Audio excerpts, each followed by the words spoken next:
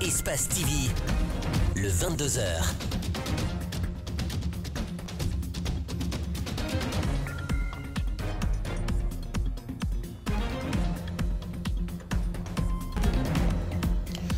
Vous regardez Espace TV, 22h à Conakry, mais aussi à Foniadou, c'est à Kissidougou.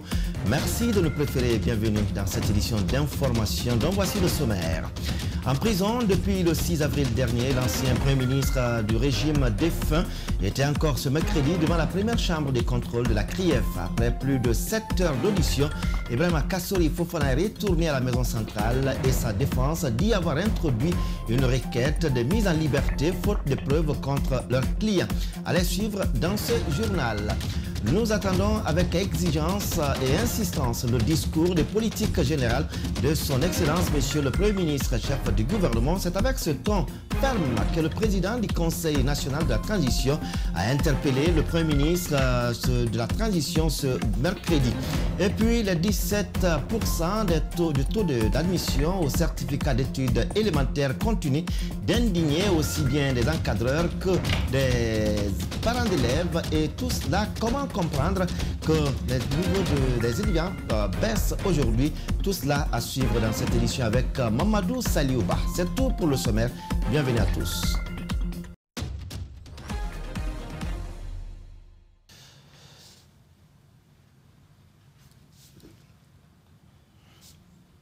Nous débutons cette édition d'information avec ces communiqués de la SONAP. La Société nationale de pétrole constate avec regret la propagation des rumeurs distillées par des individus mal intentionnés faisant état de pénurie de carburant dans les stations de service à Conakry. Mais pour cet effet, la Société nationale de pétrole invite les citoyens à garder de la sérénité et à continuer à se procurer dans la sérénité, mais cela informe également du stock suffisant pour approvisionner aussi bien les stations de Conakry que de l'intérieur du pays. Nous reviendrons sur ce communiqué d'ici la fin de cette édition d'information. Je vous le disais, l'ancien Premier ministre Dr Kassori Fofana était à nouveau ce mercredi devant la première chambre de contrôle de la Cour de répression des infractions économiques et financières. Il était question pour le parquet de présenter les preuves d'incrimination. Le pôle d'avocats de la défense compte introduire la demande de mise en liberté de leurs clients. Ils estiment que le parquet a été incapable de montrer des preuves des accusations portées contre leurs clients. Le reportage est signé Omar Kandé et Abdoulaye Kamara. Depuis le balcon de la première chambre de contrôle de la CRIEF, on aperçoit Dr Ibrahima Kassori Fofana entouré de ses avocats. L'homme est poursuivi pour des faits de détournement de deniers publics, enrichissement illicite, blanchiment de capitaux et corruption. Après plusieurs heures d'audience à huis clos, l'un des conseillers de l'ancien Premier ministre du pouvoir déchu nous plante le décor. Il a été question de l'interrogatoire sur le fond. C'est-à-dire qu'aujourd'hui, le parquet devait présenter à M. Kassori Fofana les preuves des charges qu'il a mis à son compte. Très malheureusement, il n'en a rien été. Nous sommes ressortis comme nous étions rentrés sans que rien ne nous soit montré dans le sens de la culpabilité de notre client. Désormais, ses avocats s'offrent une alternative, celle d'introduire la demande de mise en liberté pour leurs clients. Nous l'avons élaborée, nous devons la signer tout de suite et la déposer. Ensuite, on attend la réponse que la chambre spéciale va donner. À partir du moment où aucune preuve ne nous a été montrée, le droit veut donc que nous ne soyons plus retenus. Quand la demande est déposée, la chambre de contrôle a 48 heures pour communiquer au procureur. Monsieur le procureur très spécial a 5 jours pour répondre. Et quand ça vient venir, minimum, ils ont 3 jours pour réagir. Donc on peut dire qu'il y a effectivement un délai. Quand, à compter de la date de dépôt, ils ont au minimum 9 à 10 jours pour se prononcer, favorable ou défavorable. Visiblement, ce feuilleton judiciaire est loin de connaître son épilogue. En attendant l'examen de cette requête de la défense, Dr Kassori Fofana est encore retourné à la maison centrale de Conakry. C'est fait, le ministère de l'Urbanisme, de l'Habitat et de l'Aménagement du Territoire dispose d'une application de gestion des baux. Cette plateforme permet de gérer le processus d'établissement des baux. Elle vise également à promouvoir l'efficacité et la sécurisation de la mobilisation des recettes de l'État. C'est le Premier ministre, chef du gouvernement, qui a présidé la cérémonie et Mohamed Beavogui n'a pas manqué de rappeler la ferme détermination de son gouvernement à promouvoir la digitalisation de l'administration guinéenne. Alcé Inibari, Aboubakar Din Kamara. Cette plateforme de gestion de baux, dénommée eBay Habitat, permet de dématérialiser l'ensemble du processus de traitement des baux et de recueillir l'ensemble des baux existants en Guinée. Elle est accessible aux services chargés de traiter les dossiers de bail, notamment le ministère de l'Urbanisme, les ministères sectoriels et les directions nationales. Cette plateforme permet de gérer le processus d'établissement des baux dans une synergie d'action et une interaction entre l'ensemble des parties prenantes. Et le projet vise clairement à promouvoir l'efficacité et la sécurisation de la mobilisation des recettes de l'État en minimisant les risques éventuels qui s'y attachent. En clair, cette digitalisation va faciliter les activités du ministère de l'Urbanisme, de l'Habitat et de l'Aménagement du Territoire. Pour l'instant, c'est uniquement la gestion, le traitement des dossiers en fait. C'est-à-dire que dans le temps, il y a les baux qui se faisaient. Tu fais ta demande, tu déposes à la direction concernée et on suit ton dossier jusqu'à la fin. Maintenant, c'est cette procédure-là qu'on a dématérialisée aujourd'hui. Pour le Premier ministre, eBay Habitat va permettre de minimiser les difficultés qu'ont les citoyens, les entreprises autour des questions de baux, car souvent mal enregistrés, mal classés et mal numérotés. Aujourd'hui, nous avons quelque chose qui a commencé, qui est lancé. Très prochainement, ce sera les titres fonciers. Et une fois pour toutes, nous allons digitaliser nos systèmes pour qu'il n'y ait plus de confusion, pour qu'il n'y ait plus de doublons, pour qu'il n'y ait plus de répétition et de tricherie. Vraiment, pour moi, c'est une très grande joie et nous allons continuer. Nous avions commencé déjà dans d'autres domaines. L'agriculture fait la même chose, comme vous le savez. Nous continuons secteur par secteur et nous allons y arriver, Inch'Allah. Maintenant, sur votre question, c'est très simple. La première des choses. L'application est déjà opérationnelle et est sur le cloud. Elle a commencé à enregistrer les nouvelles demandes et à recueillir les 386 baux passés par l'État. Je vous le disais au sommaire, en prélude à la session de la loi de finances rectificative, les conseillers du CNT échangent avec le ministère du Budget. Cela devra permettre aux conseillers de s'informer sur le budget de l'État et mieux contrôler les actions posées par l'exécutif, comprendre le processus budgétaire afin de renforcer la transparence dans la gestion des finances publiques. C'est l'intitulé de cette session de formation qui s'étendra sur 4 jours. Mamadou Kalisso, Tcherno Sadouba.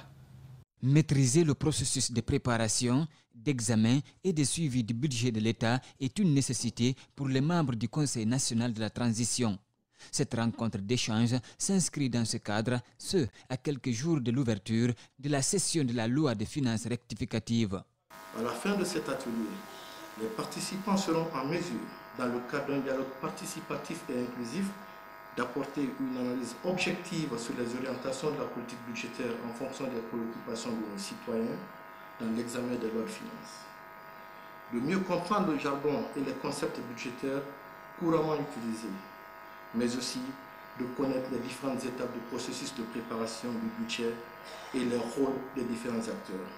Pour la énième fois, le président du CNT a mis l'occasion à profit pour interpeller le Premier ministre sur la politique générale du gouvernement. Nous voulons savoir les grands axes stratégiques. Comment ce gouvernement compte transformer le quotidien des Guinéens. Nous sommes pressés. C'est la 3e interpellation officielle de ma part. Je l'ai fait par courrier. Je l'ai fait par rencontre. Aujourd'hui, je profite que c'est la dernière interpellation sur le sujet.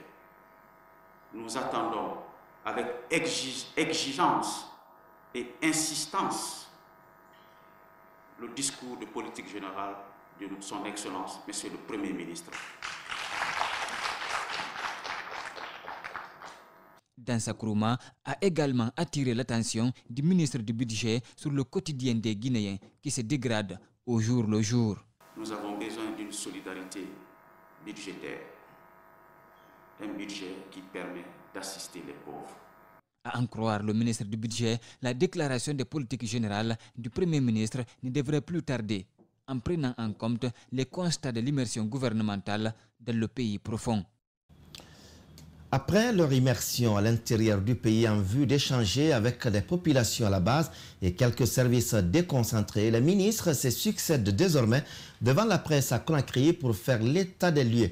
Ce mercredi, c'était Paula Prissemou de l'information de la communication, Aïcha Nanette Conté de l'action sociale, Léopold Lama de l'environnement qui ont fait le point des préoccupations en lien avec leurs départements respectifs. Des activités réalisées et des perspectives ont aussi été présentées. Le compte-rendu est signé Mohamed Valek Touré et Yacouba Traoré. Pendant un mois, ces ministres ont sillonné l'intérieur du pays pour toucher du doigt les réalités que vivent les citoyens dans l'arrière-pays. Après avoir recensé quelques problèmes majeurs dont souffrent les différents services déconcentrés, les ministres à tour de rôle se sont prononcés sur le bilan de cette tournée gouvernementale.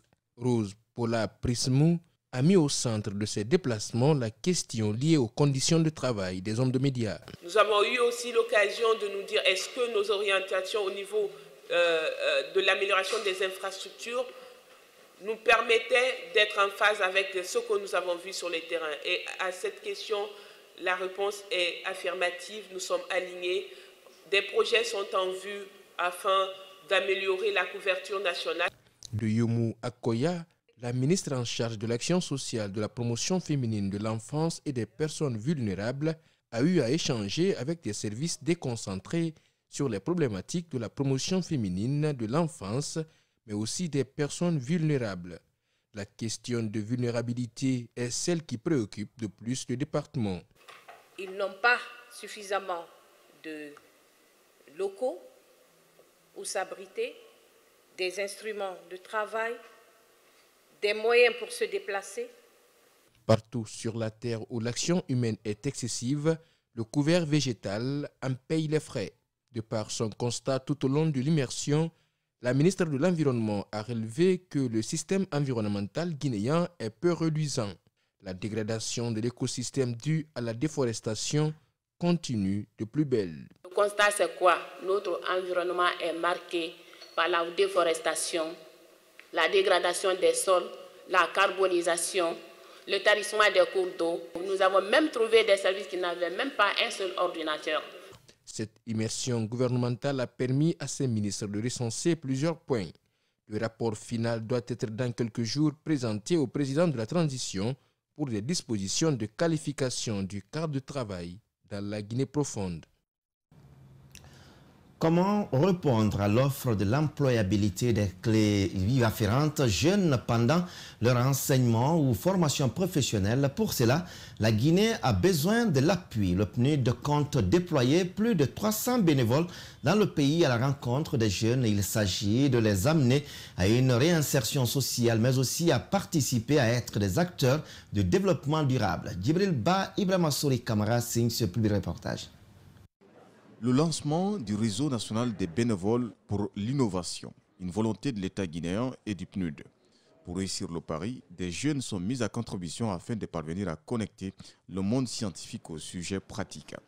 Ce sont des étudiants, des activistes de la société civile et des autorités locales.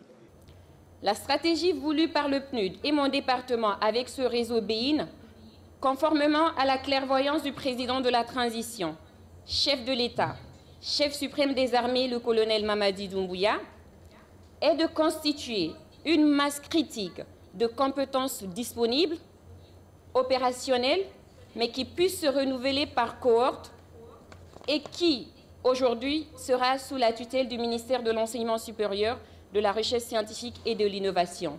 Le bénévolat dénote d'un engagement sans faille. Mais au préalable, les concernés ont suivi un encadrement et une formation de la part du système des Nations Unies. Nous exhortons le PNUD et l'État guinéen, à travers les ministères de l'Enseignement supérieur, de la jeunesse et de l'administration du territoire, à favoriser la pérennisation du réseau et ses acquis et à renforcer les partenaires avec les institutions d'enseignement supérieur. Il part du constat des autorités guinéennes et de ses partenaires qu'il y a de nombreux jeunes diplômés en chômage. Alors, les deux parties veulent conjuguer les efforts pour inverser la tendance. Ces jeunes constituent un véritable vivier de compétences complémentaires sur lequel nous devons capitaliser et mobiliser. Nous devons donc œuvrer pour changer ce paradigme en inventant les modèles qui marchent. Ce mutuel d'efforts doit s'étendre à tous les autres secteurs de la vie. Ceci est gage d'un développement durable. Ensuite, plusieurs initiatives seront amorcées dans les jours à venir en faveur des jeunes, a promis le Premier ministre. Autre actualité, des résultats de la phase pilote des collectes des données d'accidents de la route survenus récemment dans 8 préfectures sont disponibles depuis ce mercredi à Conakry. Cette initiative du département des infrastructures et des transports vise à approfondir les réflexions sur l'insécurité routière et minimiser les accidents de la route. Déjà, les parties prenantes adhèrent à cette volonté du département. Diana Bemba Koulibaly, Aboubakar Kekebangwa. Publier temporairement les données sur les cas d'accident est une sous-composante de la sécurité routière. L'idée du ministre des Infrastructures par l'intermédiaire de l'Agence guinéenne de la sécurité routière est de rendre compte, partager les informations pour prendre de bonnes décisions. Pour un début, 8 préfectures sont concernées. La phase pilote, elle s'étend sur juste 8 préfectures. Aujourd'hui, notre but, notre volonté, c'est d'étendre cette phase à toutes les préfectures de la Guinée pour qu'on ait à temps réel le nombre d'accidents, le lieu des accidents, la cause des accidents. Après les accidents enregistrés ces derniers temps, Yaya soutient à apporter du sien pour une baisse drastique de l'insécurité routière. À cette volonté s'ajoutent les instructions fermes du président de la transition. Nous avons mis en place un outil avec la Banque mondiale qui va nous permettre d'avoir des remontées statistiques fiables très vite, aussi bien pour les forces de l'ordre, les ministères concernés et les assureurs, parce que cela est fondamental. C'est toutes les activités liées aux événements post-accident, c'est l'assurance qui les règle. Face à la dégradation des routes, les autorités guinéennes ambitionnent d'accentuer les travaux de réfection, mais surtout la construction de nouvelles infrastructures routières. Ce élan permettra entre autres la réduction de la pauvreté, une sécurité routière, bref, l'amélioration des conditions de vie des populations. Dans le temps, une étude a révélé qu'en Guinée, les données sur les accidents de circulation n'étaient pas fiables. Et donc, dans la conception du projet, on a prévu une sous-composante qui concerne la sécurité routière pour financer les activités de la GISER. Par ailleurs, les professionnels de la sécurité routière ont expliqué en d'autres termes que ces drames à répétition survenus ces derniers temps sont dus à l'état défectueux des routes, la vétusté des véhicules et l'indiscipline des conducteurs. Les préfectures de Boké, Labé, Manguiana sont des cas illustratifs, dit-on. Parlons éducation à présent. Les certificats d'études élémentaires sont reconnus depuis hier mardi sur 251 149 candidats. Seulement 44 249 sont déclarés admis, soit 17,62%, un taux largement inférieur par rapport aux années antérieures. À quoi est dû ce taux? Qu'est-ce qui n'a pas marché? Que faut-il faire pour réajuster les années prochaines pour mettre fin à ces statistiques alarmantes? Voilà entre autres questions que notre reporter Lamine Kaba a posées aux DCE des 5 communes de Conakry. Suivez. Des résultats qui font froid dans le dos. Dans la commune de Matam, sur 5227 candidats, seulement 1202 ont décroché leur billet pour le collège. Des chiffres qui ne réjouissent pas du tout. Pour le premier responsable de l'éducation de la commune, c'est un échec à la fois des élèves, des parents d'élèves, mais aussi des enseignants. Nous ne sommes pas fiers de ces résultats-là, parce que ce ne sont pas seulement les candidats qui ont été présentés. Les responsabilités sont partagées. Il y a les parents d'élèves, il y a les élèves, et il y a les enseignants. À Matoto, le constat est encore plus alarmant.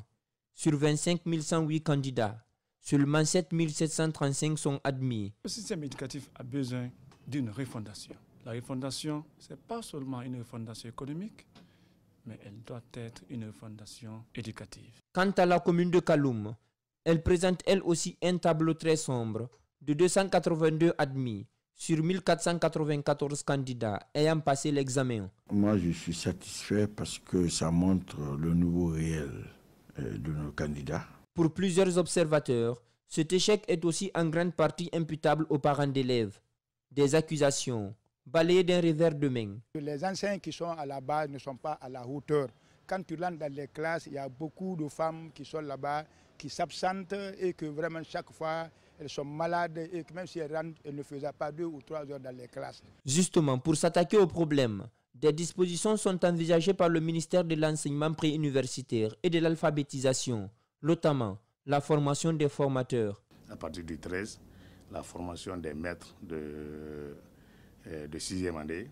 Et nous, à l'interne, on préconise aussi de former les maîtres de la première année, de la 3e année et de la 5e année. Pendant ce temps, des localités comme Koundara enregistrent 4 admis, Bela 1 admis et Kassa 0 admis sur 136 candidats présentés. À Mamou, le taux d'admission au certificat d'études élémentaires publié hier mardi alimente encore les débats dans la ville. Si au niveau national on parle de 17,62%, la préfecture de Mamou, elle, enregistre seulement 5%, un échec qui amène beaucoup d'acteurs à demander la démission sans délai du ministre Guillaume Awing. Le point avec Tcherno Amadou Bari. Chaque année, les résultats des différents examens vont de mal en pis. À Mamou, elles sont nombreuses ces personnes qui s'en prennent au ministre de l'Éducation.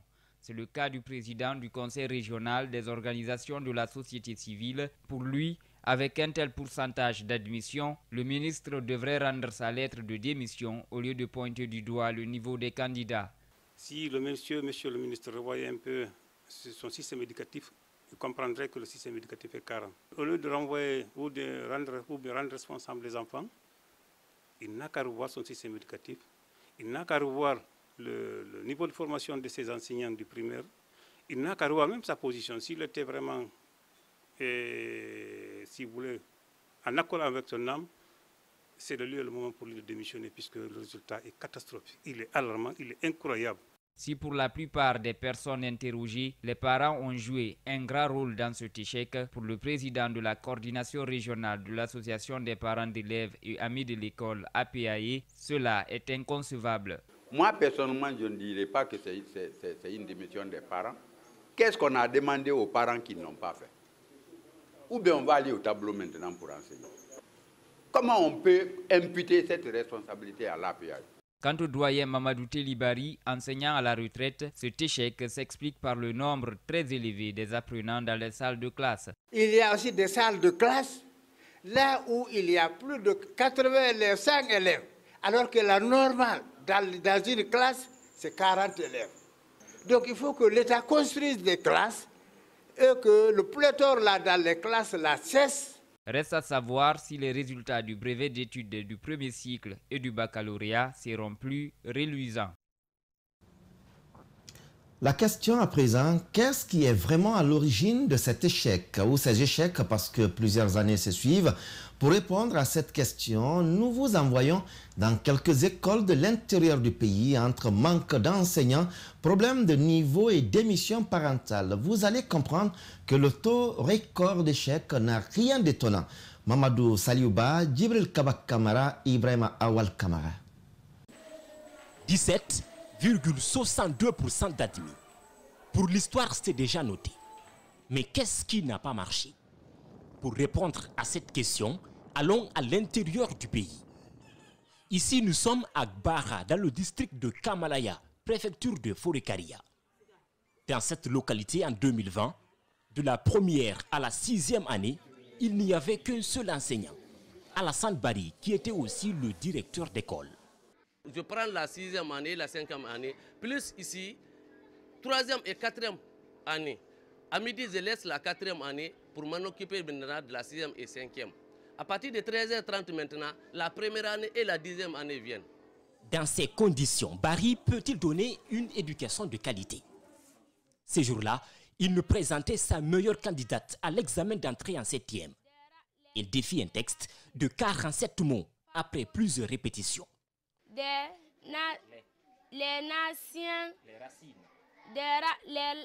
racines favorisent aussi le maintien.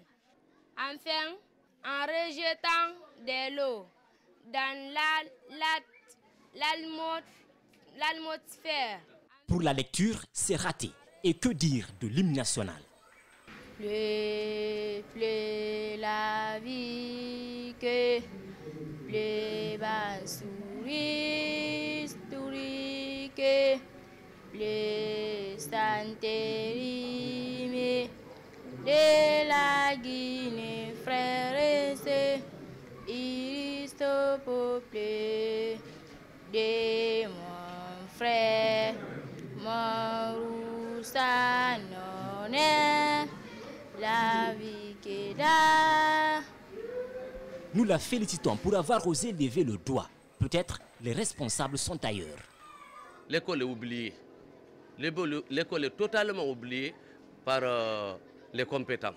Les parents d'élèves occupent les enfants de plus. Donc cela aussi, vraiment, nous marque de trop. Qui est vraiment responsable de cette mauvaise formation? Dans certaines écoles, comme ici à Diodou, dans la préfecture de Massanta, certains grades n'existent pas. Le cycle n'est pas complet chez nous ici. Il n'y a pas la deuxième année et la quatrième année. Plusieurs kilomètres plus loin, Tamara, dans l'archipel des îles de Los. Ici, il y a quelques enseignants, mais les élèves de la 5e et ceux de la 6e année sont dans une même salle. Une d'entre eux tentait de nous faire comprendre que le maître est absent depuis maintenant 2 semaines. Elle est malade, elle est partie à la Conakry. Elle est durée là-bas. Puis, elle explique comment elle et les autres élèves font pour étudier. On regarde les tableaux, on regarde les écritures. Après, on écrit. Après, on sort. Donc, aucune explication. Mais ce jour-là, un enseignant est venu leur prêter main forte. Une première question, citer les noms de quelques résistants guinéens contre la domination étrangère. Qui peut me les citer? Qui peut me les citer? C'est grave. Oui, un problème de niveau, mais aussi et surtout d'enseignants. On a toujours des problèmes d'enseignants aux îles. Toujours des problèmes d'enseignants. Et même certains, ils refusent de venir. Autant de déceptions, autant de problèmes à résoudre pour qualifier le système éducatif guinéen. Désolant. À Conakry, toujours envahi par des tas d'immondices, pour ce reportage du jour, nos équipes se sont rendues dans la commune de Ratoma. Sur l'autoroute Le Prince, les habitants se plaignent et dénoncent les PME. Nos reporters Fodé Ibrahima Bangoura et Mohamed Kapelo Silla ont fait le constat. Suivez le rendu avec Boubacar Bali.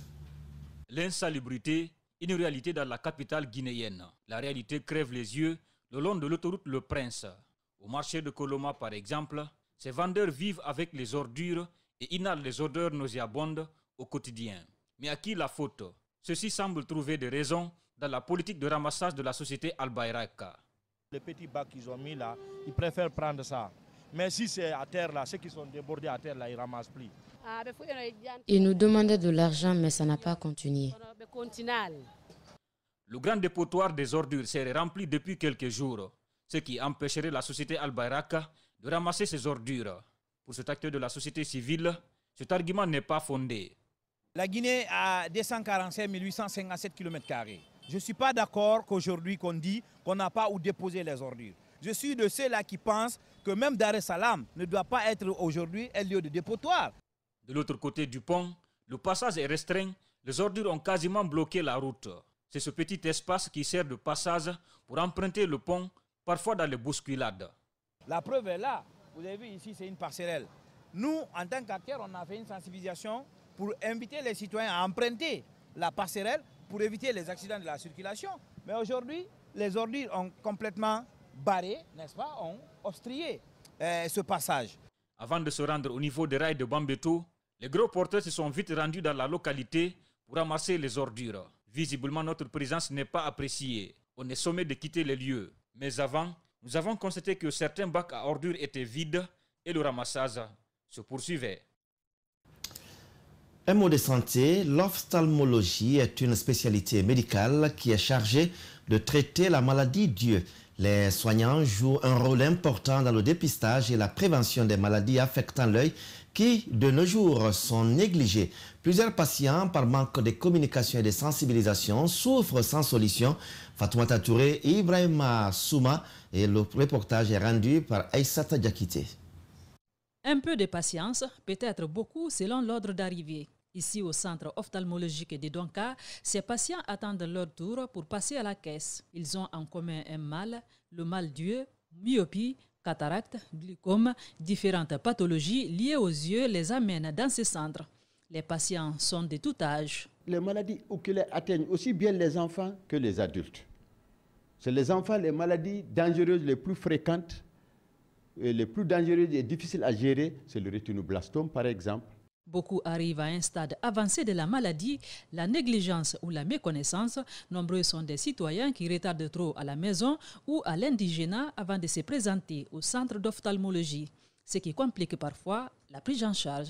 Il y a certains malades qui viennent très tôt, dès les premiers signes, dès les premières plaintes.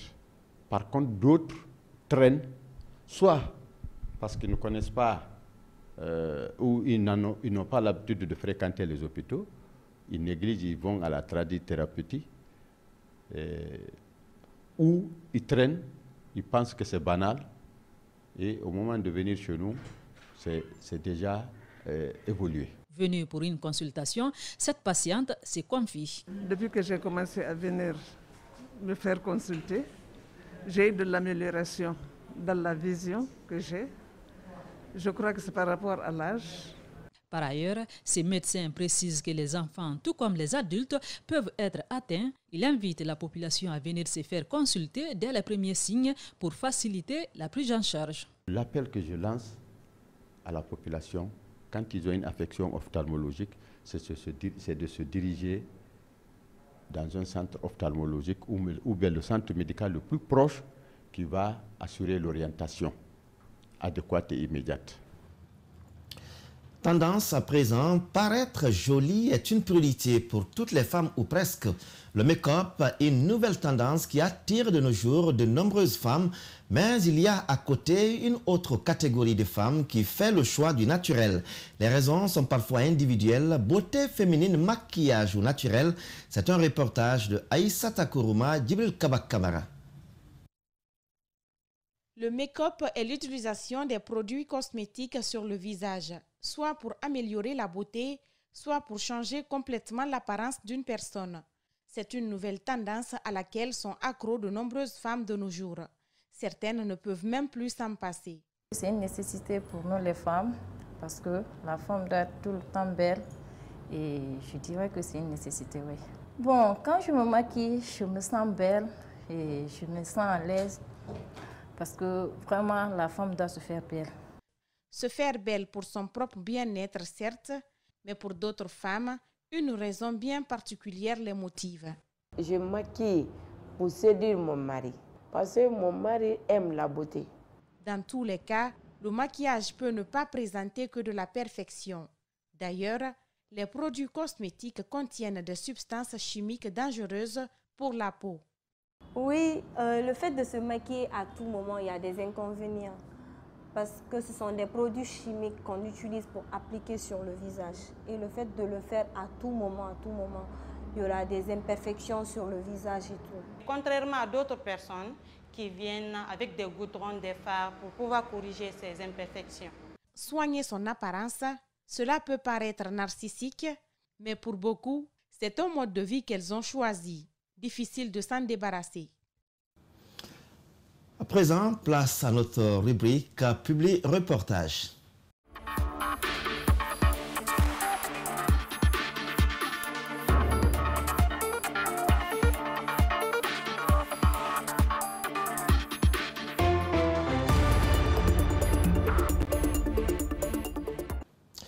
15 centres de santé des préfectures de Nzerekore et de Gekedou viennent de bénéficier des réalisations techniques du projet WASH. Au total, 20 infrastructures ont été remises aux populations ce mardi. Une initiative soutenue par Catholic Relief Service, Moïse Bichian-Lama, était sur les pas. Et de l'autre côté, la remise officielle de l'école élémentaire de Santénéa, entièrement rénovée et équipée grâce à l'apport d'un fils ressortissant de la localité. La remise des clés a eu lieu ce mardi en présence des autorités locales, les organisations de jeunesse et femmes ainsi que les responsables éducatifs du district. Suivez tout cela avec nos reporters Aïssatou Kesso Diallo et Moïse Bichian-Lama. Il s'agit de la réalisation de 6 forages, 9 châteaux d'eau et 5 latrines à 2 cabines dans 8 localités de Nzerekore et 7 localités de la préfecture de Guéguédou. Selon les donateurs, ceci vise à renforcer les capacités opérationnelles des centres de santé dans le cadre de la santé primaire.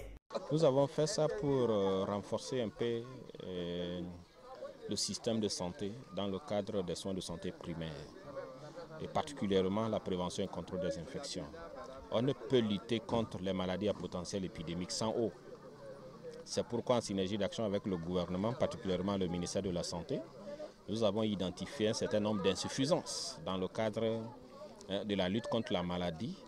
Quels sont les facteurs aujourd'hui qui font un peu en Guinée forestière, particulièrement à Nzerekore et à Guéguédou, l'émergence des maladies à potentiel épidémique? Pour la directrice préfectorale de la santé de Guéguédou, elle invite les agents de santé à faire bon usage de ces bijoux.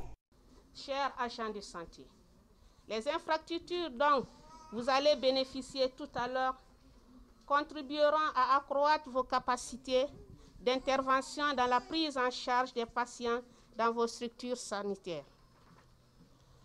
Je vous invite donc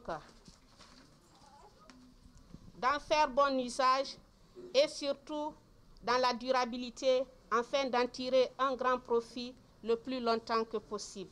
Quant à la présidente du COSA du centre de santé de Sokoro, très joyeuse, elle se dit reconnaissante vis-à-vis des donateurs. Les membres de la communauté et résidents à Sokoro sont dans une joie immense pour la réalisation de ces projets au sein de notre structure sanitaire, qui sont entre autres la construction d'un château d'eau de 3000 litres et un bloc latrine à 2 compartiments.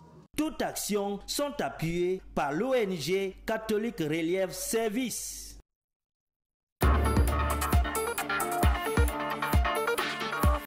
Créé en 1951 avec un effectif de 60 élèves, cet établissement accueille de nos jours 412 élèves, dont 197 filles reparties en 6 salles de classe. Ces travaux ont consisté à la réfection totale de la toiture, des charpentes, des tableaux, un rafraîchissement de la peinture, les tables-bancs et la mise en place d'un système solaire. Ils ont été entièrement financés par un fils ressortissant de la localité. Je me suis lancé dans ce projet parce que d'abord Santénéa, c'est ma ville natale. J'ai toujours aimé ma ville. Je ne connais pas tellement ce village, je suis parti très tôt. Mais c'est l'amour du village et des villageois, cette école. Ce n'est pas pour moi, ni pour Paul ou Pierre, c'est pour tout le monde et pour d'autres qui viennent. Cette localité manque de personnel enseignant. Ceux disponibles dans ce temple de savoir s'évertuent à combler le vide malgré les difficultés. C'est pourquoi le directeur de l'école élémentaire de Santénéa se réjouit de cette rénovation. Cette école a formé beaucoup de cadres qui ont servi à l'intérieur et à l'extérieur du pays.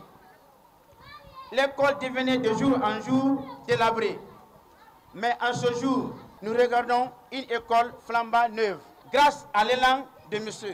Touré Jimmy, nous exhortons à tous les fils de la communauté de Santénéa de suivre les mêmes pas. Pour le premier responsable des jeunes de Santénéa, c'est une initiative salutaire. C'est le 26 février que nous avons commencé ces travaux de rénovation. Et c'est nous les jeunes de Santénéa et les localités environnantes qui ont réalisé tous ces travaux. Cette cérémonie de remise a été clôturée par les bénédictions des sages du district Santénéa.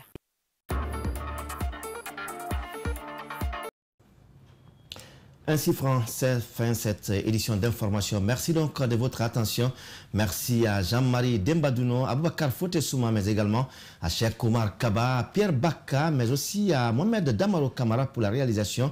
Merci, on se retrouve demain et à 13h, 19h45, mais aussi 22h. Au revoir.